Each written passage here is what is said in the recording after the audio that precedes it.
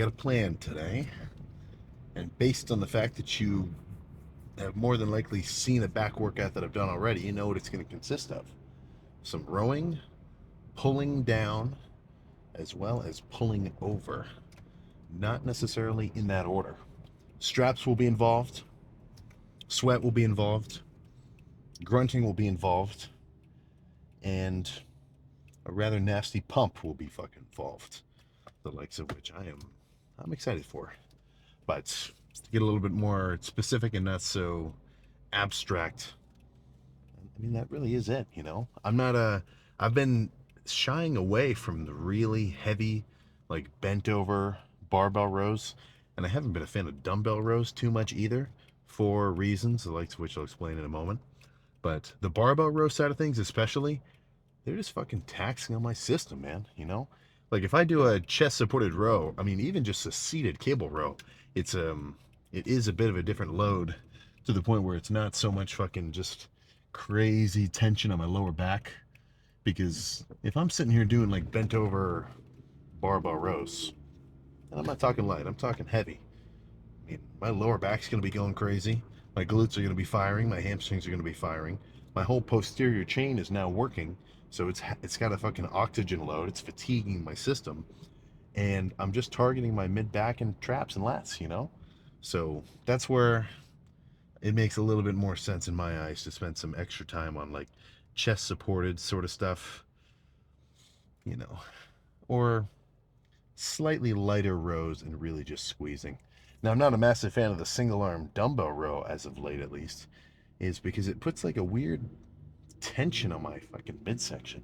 I don't know if you've ever done really heavy dumbbell rows, but if I'm sitting here with like 100, however many pounder, and I'm fucking now loading only one side of my torso with it, then that means I got to use the rest of my fucking midsection and abs and like kind of because your abs aren't just like going straight down your stomach like this. You got a couple layers. So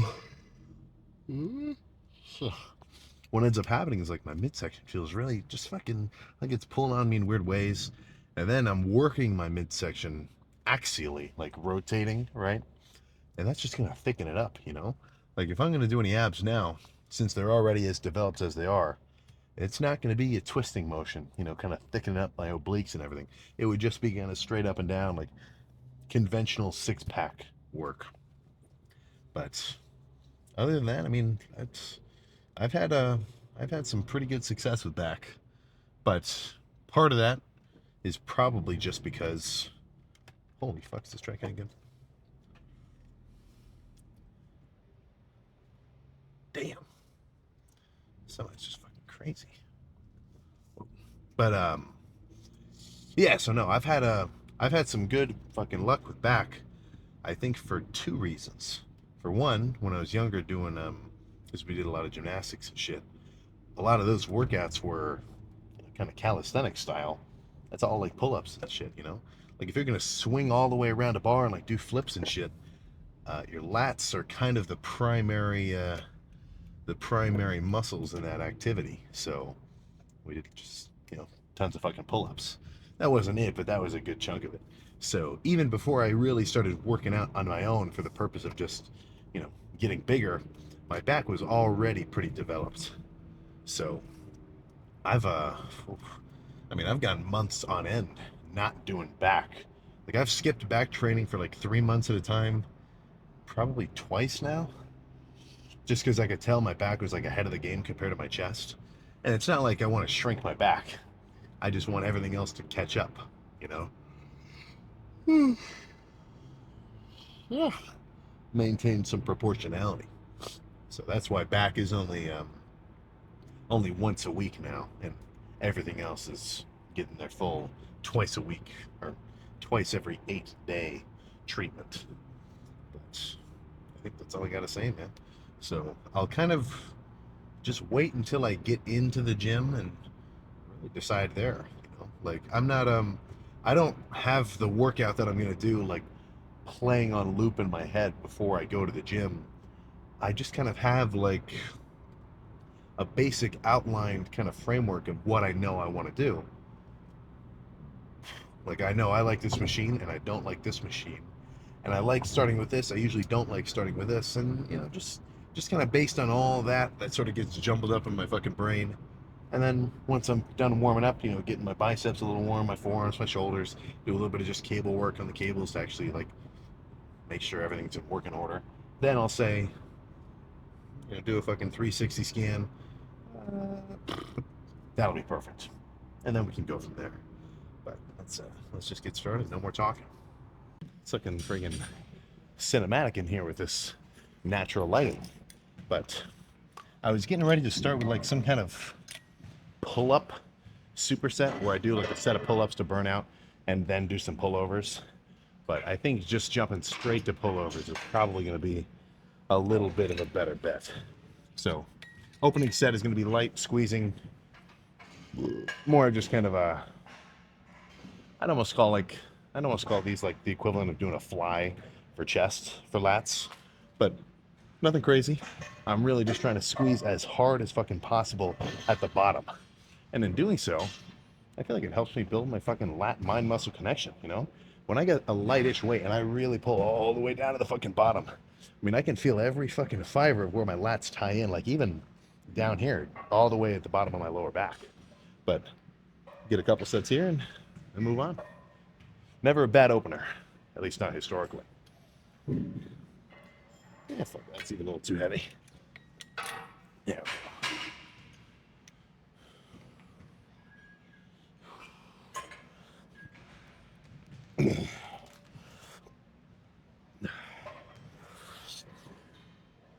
Yeah.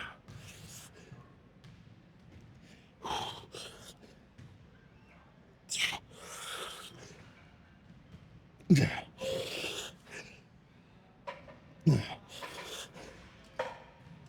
Yeah. Yeah. Yeah.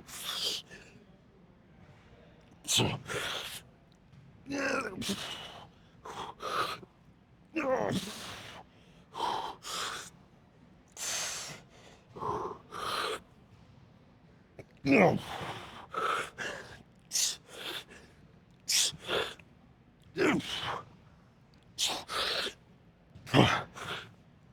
Oh my god. Oh.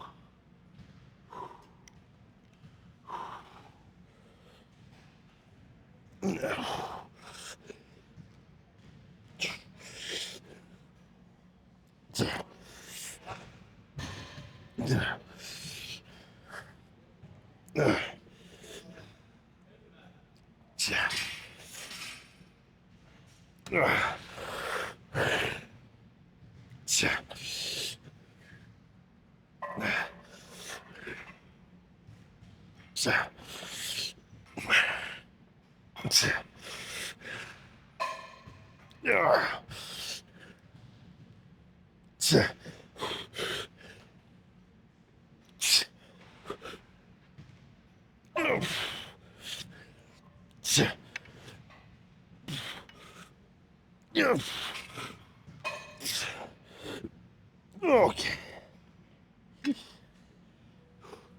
One or maybe two more. I'll see how the next one feels.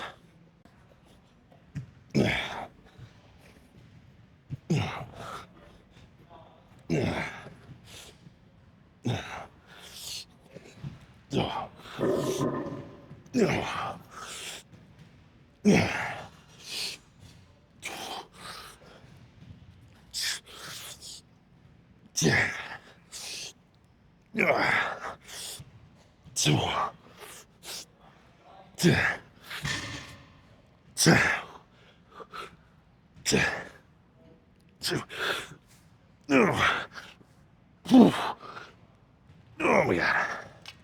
Oh. Oh.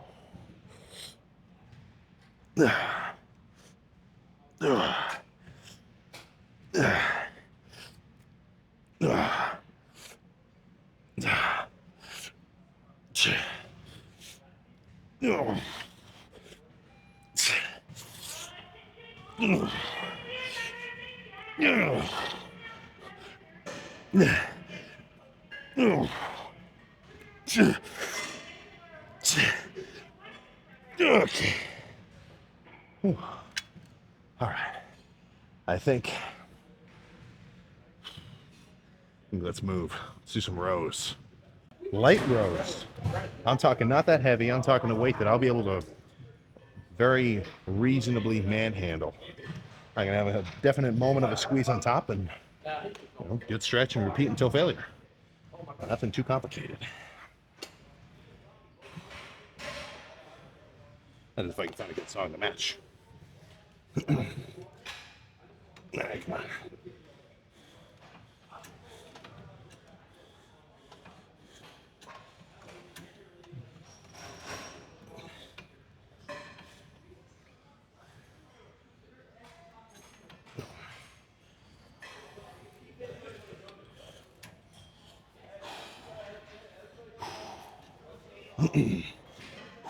Okay.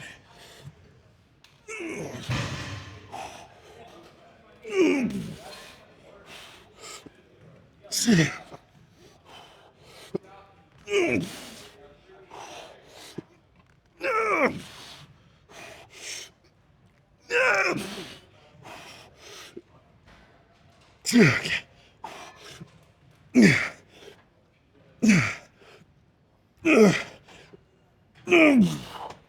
Okay. I'm not done. I'm just gonna make this a rest pause. Take a few seconds to catch my breath.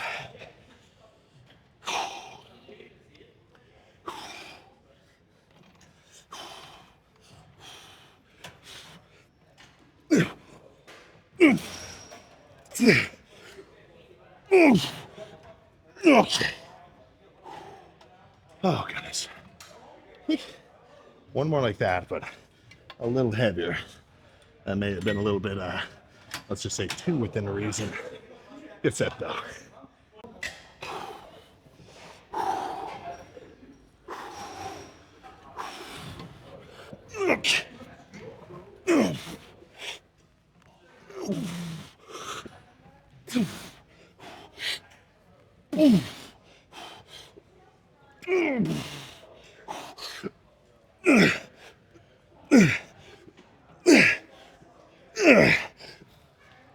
Okay.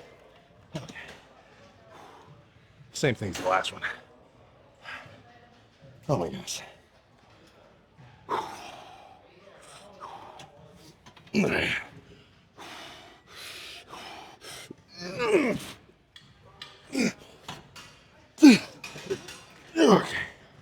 Oh.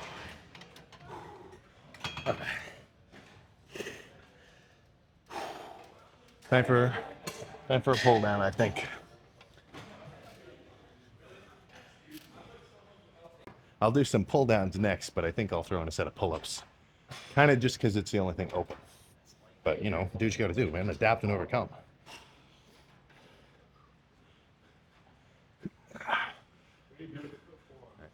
Now the question is, how many of these will be good?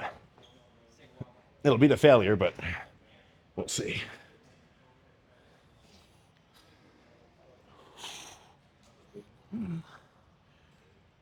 All right.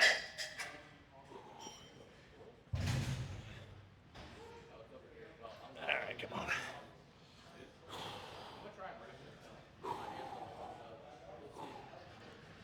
Ooh.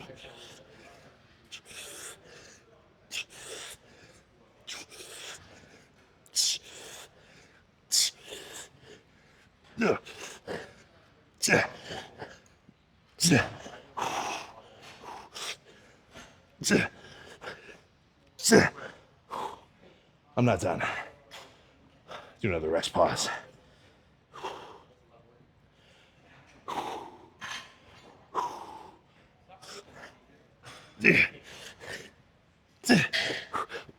Oh my god. Oh. Those first like 8 were good. But I'm still more of a this guy's telling me to do a muscle up. I've ripped both my pecs off. But no, that was a good set, but I like the pull downs way more. I can actually really sit and squeeze on the bottom. I can do a couple pull-ups, but I can't hold and squeeze with my body weight. A little bit too chunky. But let's do some machine pull downs next.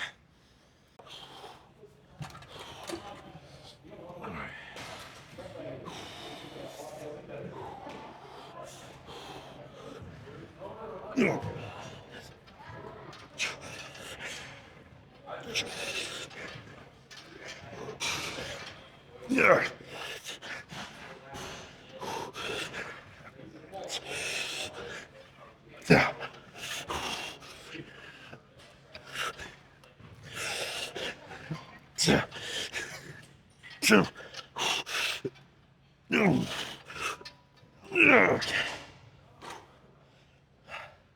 Not done yet. A rest pauses today.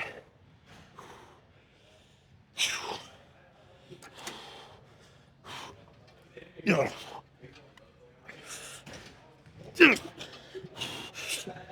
my God. Okay. Give me a moment to decide. We'll either cut to another set or a fucking lat spread. Let's find out in 3. Now I've got a real plan for the finisher. Burnout, or at least, well, I guess that's not the burnout. Pre-exhaust with seated fucking close grip, and then potentially drop the weight. Maybe just keep the weight the same and do fucking straight bar pull downs. This is not even. I was about to say this is kind of rinky-dink pull down, but even though it's like a combo setup like this one's really solid. I don't know if you've ever been to like kind of a scrappy or high school gym, or like a lot of home gym equipment where it's like this. Not as nice. So I guess the Life Fitness knew what they were doing. But let's throw this shit around right after I pick a better song.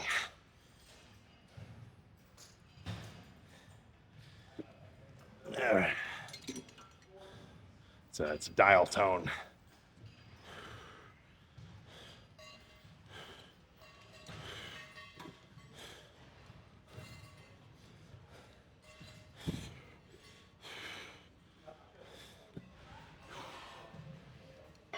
There we go.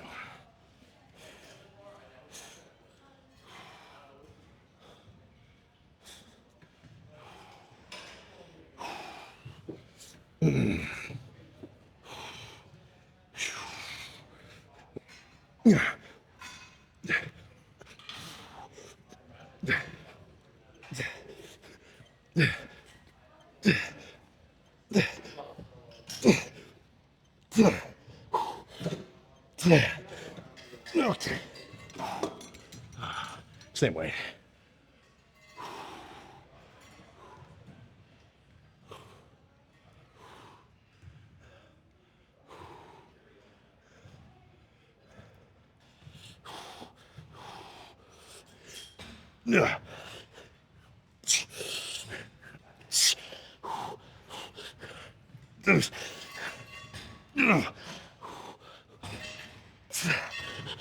Okay. I think that's enough. Oh my goodness. Let's pose down and discuss. So, flash forward a few seconds to some good lighting. Certainly not the most debilitating back day in the world, just a cheeky 6-setter. But I think those were some gosh dang stimulating sets if I'm the judge of them. So, what do you think? What do you think? Some pullovers followed by seated rows, followed by oh no, 7-set, followed by pull down or pull-ups, then pull downs, then a row pull down superset. Yeah, so 7 sets, man. Dude, that's a pump. That's a pump without even having to see it. But I would never leave the gym without actually fucking posing down. At least not right now.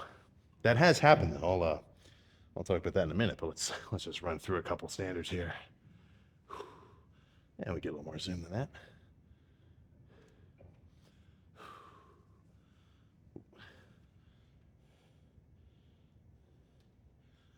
There we go. Gotta make sure I'm fucking in focus.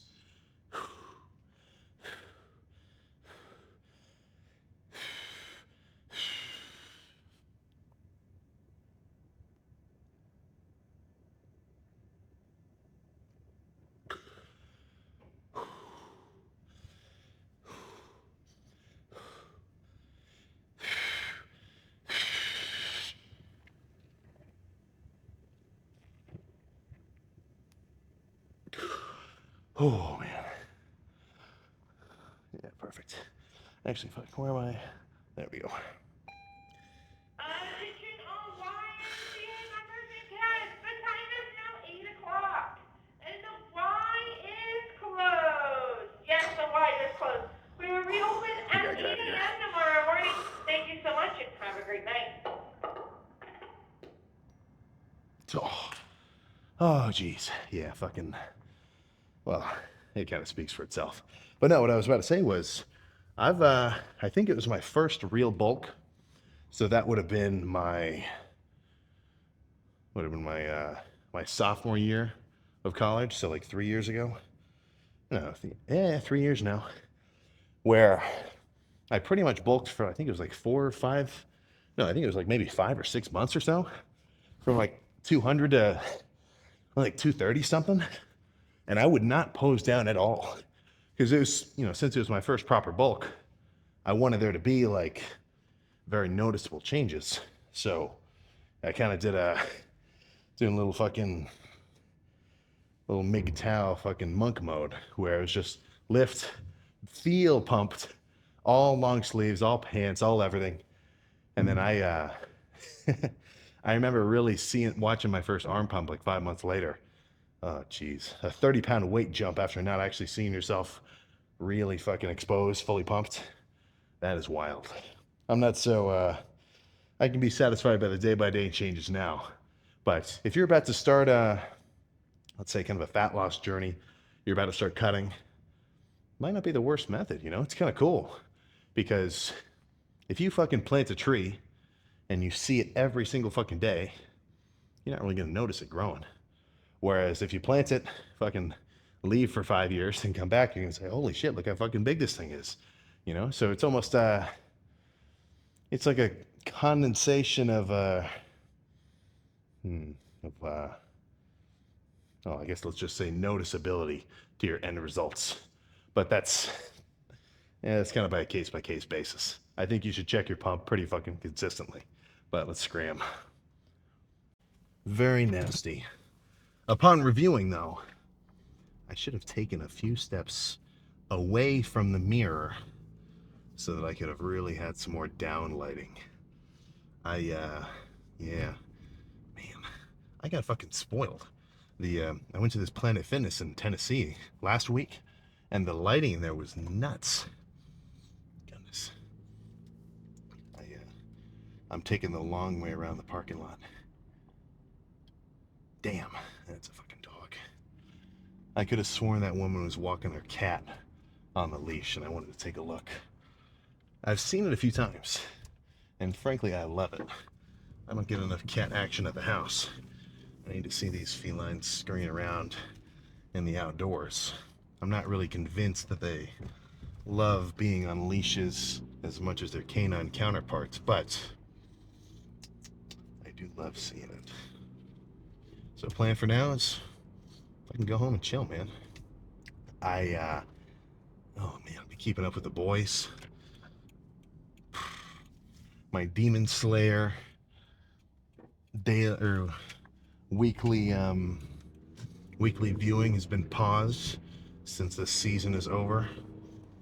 3 new movies for the fucking what do they fucking call that thing? Whatever, the castle arc, whatever. That'll be cool. That'll be fucking cool. I'm looking forward to that. And in terms of your media consumption, I think that there is something to be said, which is not marginal, about watching shit that gets you fucking excited about working out, Like anybody that and I think this is a pretty damn big overlap, but the shows which really get it going with the fucking protagonists seriously pushing it, it ends up being the anime, man. If you're watching oh fuck, what's his name? I see it so much that I know what happens, but I haven't actually like watched it. Who's Goku's son? Is it just Goten? Fuck. No, that doesn't sound right. Well, whatever. When you're watching shit like that and these guys are seriously fucking pushing it, yeah, sure, it's a show. And in some cases it's just it's kind of a primarily targeted like kids show. Not that some of this shit isn't for more adult audience. Insert berserk, insert some other badass shit. But getting hyped up by stuff like that, I mean, I fucking love it. So like, well, I mean, I do this on the regular, primarily for my heavy sets of squats. I'll pick a song specifically to really get me amped up, but it's almost calling upon like multiple vectors of like just internal hype. So if I'm listening to like a crazy kind of fucking like funky bassy, you know, uh, like a choiry, like hype song, like that's fucking cool, right? Source one of hype.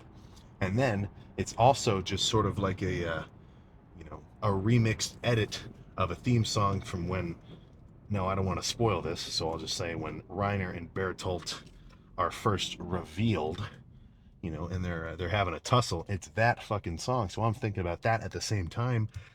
Dude, it just gets you going. So that's where if you're and I don't really see guys like this very much. I have before. Like some of my there was one guy at my college I remember. If he's watching this, he would know that I'm talking about him.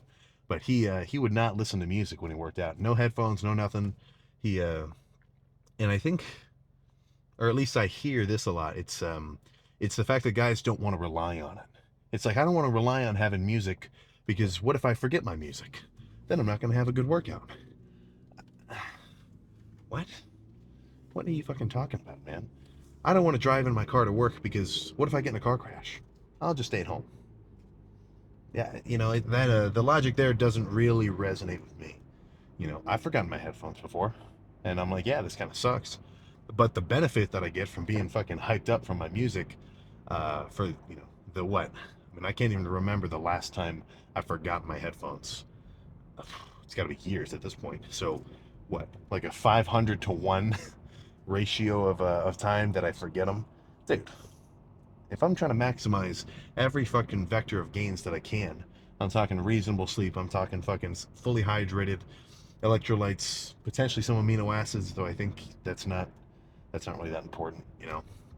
Creatine, multivitamins, everything else, hard ass fucking training, and then I'm not gonna get amped up by some crazy ass music. I'm not gonna get my tunes blaring like a certain Mr. Eric Bugenhagen would stand for. Dude, you're nuts. You are fucking nuts. And it depends on the lift. It definitely depends on the lift. But for most of any hard, like intense working sets that I end up doing, like the more fucking into it and intense I can get, and the more, I mean, I do want to say fucking primal about it I can get, the better. Like a perfect example of this, and it could be to do with just like fucking adrenaline and like some kind of internal like anxiety, like okay, we gotta come on. But when I'm warming up for squats, like let's say I'm about to do a really heavy set of squats, or it could be heavy leg press. I've been doing some of that heavy leg press as of late.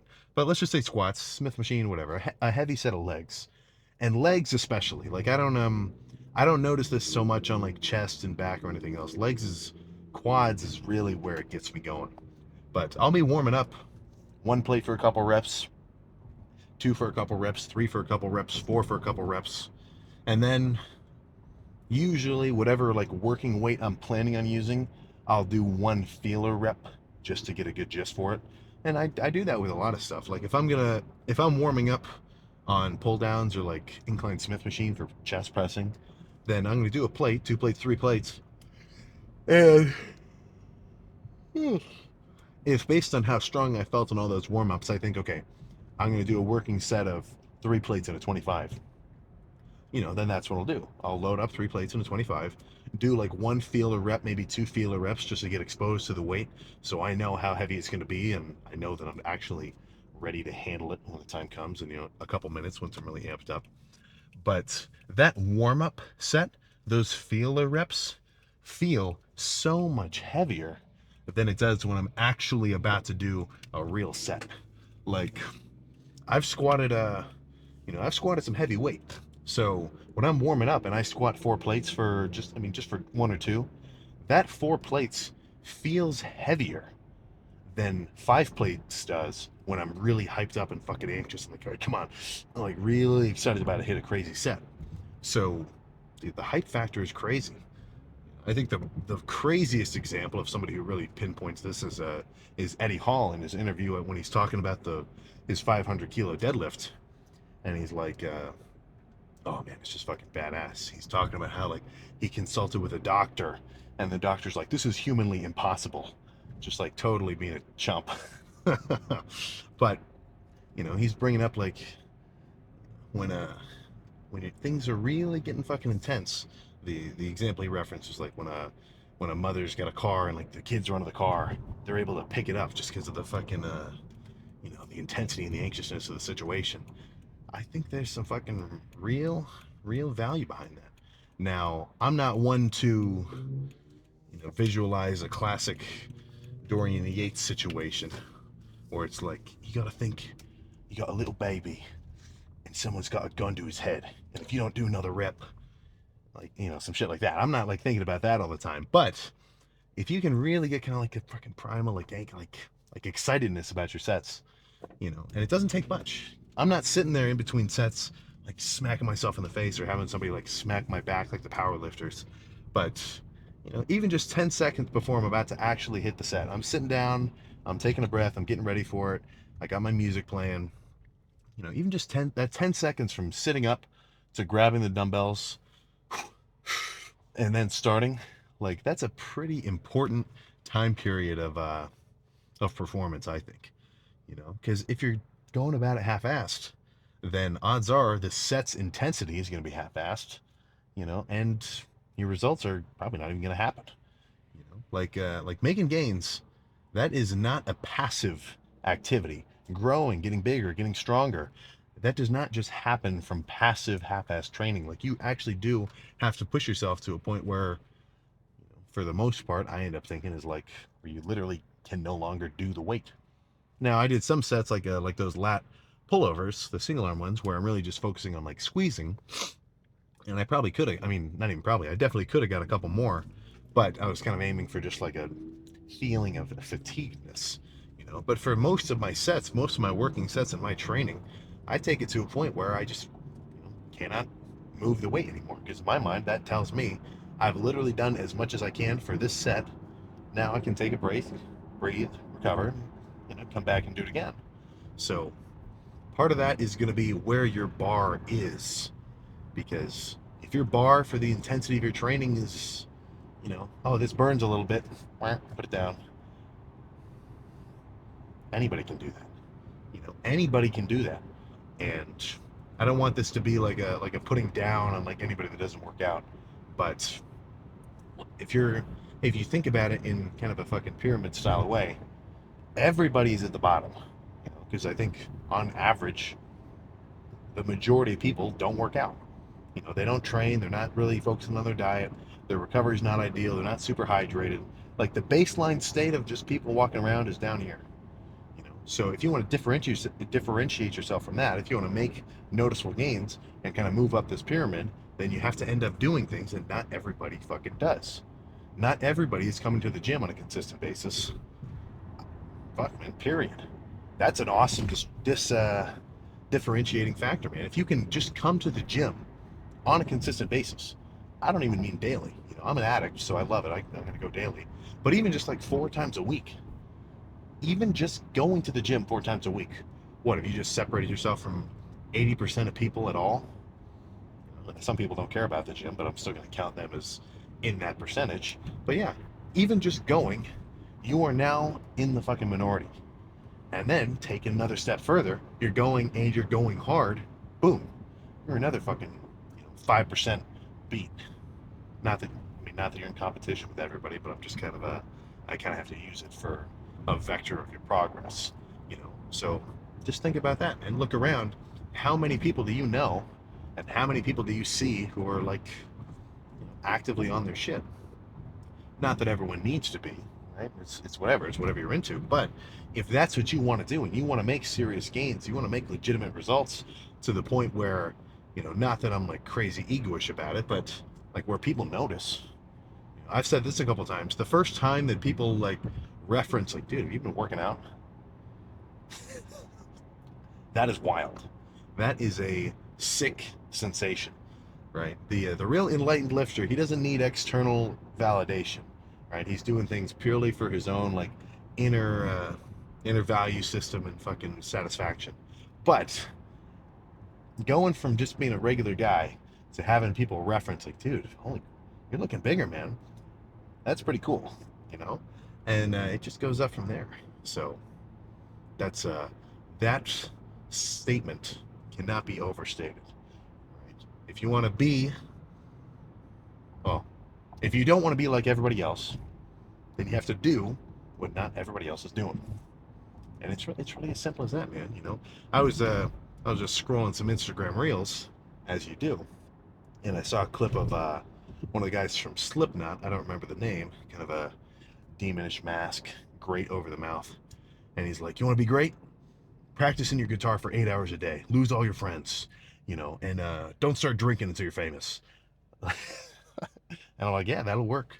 You know, the basic blueprint of getting extremely good at anything is actually quite simple. Do whatever it is that thing is, or whatever practice is necessary to getting those kind of end results, and do that for, you know, a few hours at a time at least, indefinitely, for a long period of time. And odds are you're going to get pretty fucking good, because I mean that's just the nature of how your fucking brain works, man. You know, if I were to completely drop everything, if I just dropped everything bodybuilding wise, and I wanted to like fucking point myself in a whole new direction, let's say I wanted to become, I don't know, what do you think? What are you guys into not working out wise? Let's say I wanted to become I don't know, let's just say a rock climber. I wanted to become like a national level bouldering competitor. Of course, I'm gonna have to lose a crazy amount of weight, but let's say I do that and I get down to like a 160 or whatever. If I went to a fucking bouldering gym literally daily, or at least as frequently as you can, you know, when you get calluses and like tears of your calluses and stuff, you kind of have to back off. But if I did that for 2 hours a day on repeat, just working at every skill necessary to getting good at that, and like really practicing and putting energy into it and talking to the guys who are into it and like, you know, asking for fucking feedback and taking videos and looking at myself and making little adjustments, I've got very little doubt that I wouldn't be able to do it, you know, because if you practice at something for long enough, the fact that you're going to get good at it is not a question. You know, it's purely, the only thing that's really in question is like, are you actually willing to do this thing for a long time? And I think the sweet spot really lies in picking something and kind of trying to, you know, you should get good at everything. You should try to be reasonably well versed in all sorts of crazy shit. It just makes you cooler. Like I can solve a fucking Rubik's cube, and not just a little one, like a big ass one. Now I don't mean that specifically, but like all sorts of stuff, you know. But if you can pick one thing, like one little vector which you want to go crazy on, like if you want to max your stats in one specific field, then it is going to be so much easier for you to do that if it's something that you already like. If it's something that you already enjoy and that you already like would do anyway. If you would do this for fun, then really trying to put your weight into it and like looking at the guys who are really on top in that field or whatever, trying to emulate them, trying to like, you know, reach certain levels of progress or whatever. If you can do that and you already enjoy doing it, you're an unstoppable force, man. And in this world, there really are no immovable objects. You know, like the reason these crazy kind of one-off, like, I don't want to, what's a good word here? Well, the reason the majority of these guys who get crazy good at anything is because they've spent thousands upon thousands of hours on their own practicing it. You know, so if you can actually enjoy what you're practicing, then that practice is no longer practice. It's just something fun that you enjoy doing anyway. You know, so whatever that thing is, I think the sooner you can find it, or the sooner you can at least start looking for it, the better. Because otherwise, you're going to accrue 2 hours of Warzone per day, potentially Fortnite, and the rest of it will just be kind of, you know, chilling, right? A lot of there's a lot of characters out there whose routine has no, and I don't want to say purpose, but it has no kind of what's the word I'm thinking of? There's no interest rate. You know, a lot of people live just a day by day life, which actually has very little interest. And what I mean by that is like, if you work, well, that's not really the best. Let's just say you wake up, you do whatever you got to do during your day, be it school or work or whatever. You come back home, you chill, you hang out with some of your buddies, you fucking play some games, and you go to sleep, and you repeat that process. The odds are that that process is just going to repeat, and you're going to be the exact same place that you are now in years. I mean, it's nearly 100%. You know, but if you can add like even just 1 hour of something which kind of has a greater, I mean, saying purpose is so weird, but just kind of a greater like end result potentially, I think it'll make it more fun, man. You know, that's where having a badass hobby comes into play, right? I mean, oh fuck, it's, you got to pick something, man. If you can pick something which you already enjoy doing and has a very large growth potential, get into it. Get into it, lock into it, and if anybody tells you like, Sam, you're not a, I mean, this is a direct fucking quote. When I was a beginner lifter, Sam, come on, you're not a real bodybuilder, you know, shit like that. Anytime anybody talks smack at you, yeah, you shouldn't even internalize it. That should not even get into your fucking brain. That should just fucking bounce off you.